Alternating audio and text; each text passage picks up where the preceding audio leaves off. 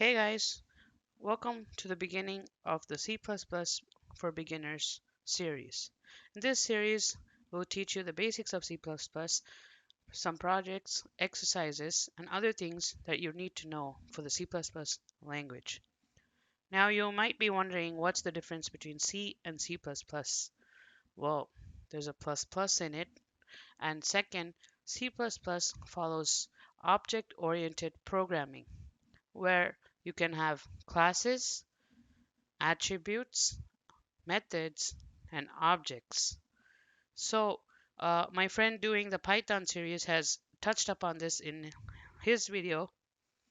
I'll link it in the description below.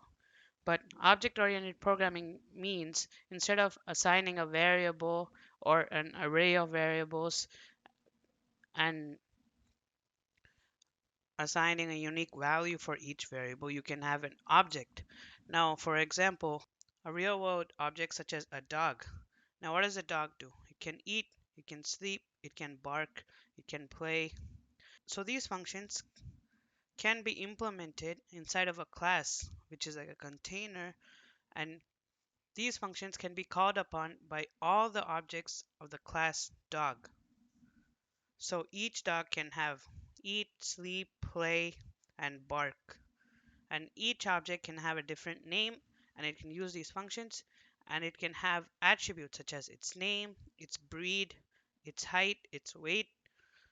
So each dog can have different names, different heights, different weights, different breeds. So let's get started. The first thing we need is an IDE, as I explained in the C series. So you can check out the IDE video of the C series because most of the IDEs in that which I explained work for C++. You just have to select the C++ option or a CPP file. And on Ubuntu and Mac, it's almost the same. For C series, we used GCC, then the file name .c.